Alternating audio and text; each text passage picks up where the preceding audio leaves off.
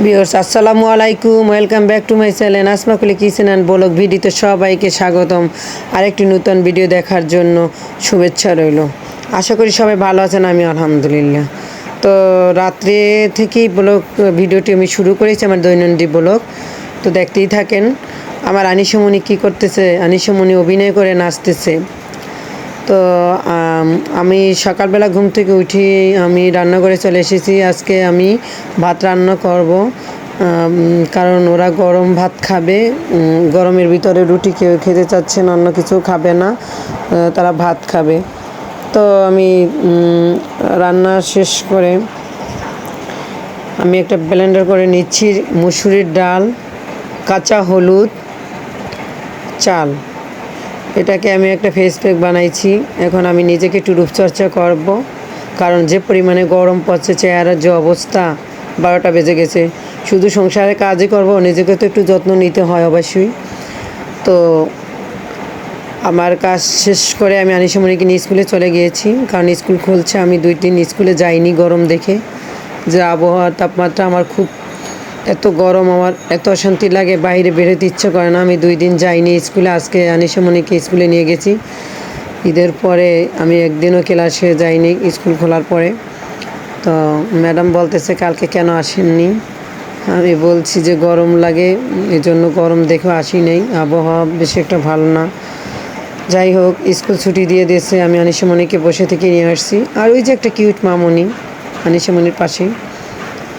তো সবাইকে স্কুল ছুটি দিয়ে দিচ্ছে। এখন আমরা চলে আসছি। এটা আমার বাসার কাছে এসে আমার পাশের বাসার বাড়িওয়ালা খুবই শৌখিন, দেখেন খুবই সুন্দর তার বাসার সামনে গেট ফুল, অনেক সুন্দর ফুল ফুটছে।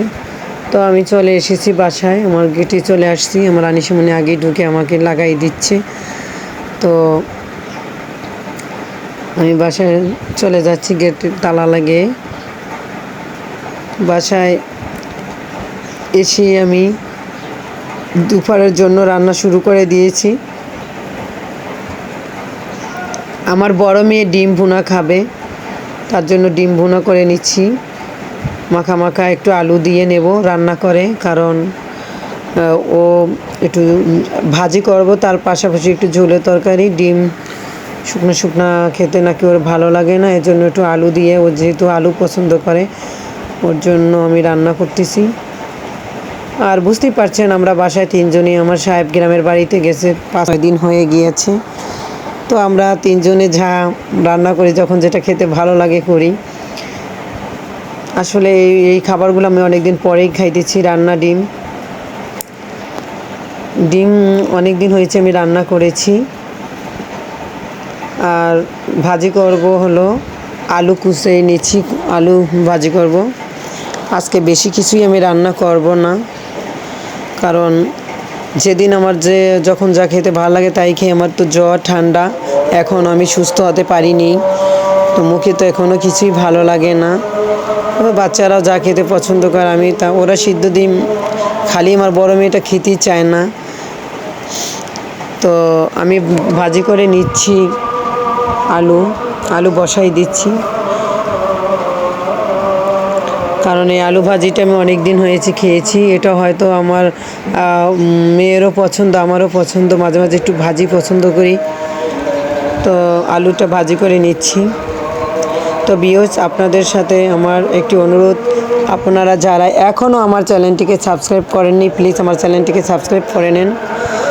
আর নিত্য নতুন ভিডিও দেখতে থাকুন। আমি আপনাদের জন্য অনেক কষ্ট করে পরিশ্রম করে ভিডিও তৈরি করি।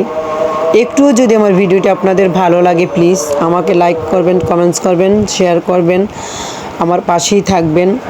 আর দেখতেই থাকুন নিত্য নতুন ভিডিও। আমি আপনাদের জন্য নতুন নতুন ভিডিও তৈরি করি, দেখতে পাবেন। গরম শেষ হলে আমি বাইরে বের হব, আবহাওয়াটা একটু ঠান্ডা হোক। তো ভিউয়ার্স, এতক্ষণ ধৈর্য সহকারে যারা আমার ভিডিওটি দেখেছেন সবাইকে অসংখ্য ধন্যবাদ। নেক্সট আবার দেখা হবে নতুন ভিডিওতে। তো দেখতে দেখতে আমার রান্না শেষ হয়ে গেছে, আমার ডিম ভুনা হয়ে গেছে আলু দিয়ে।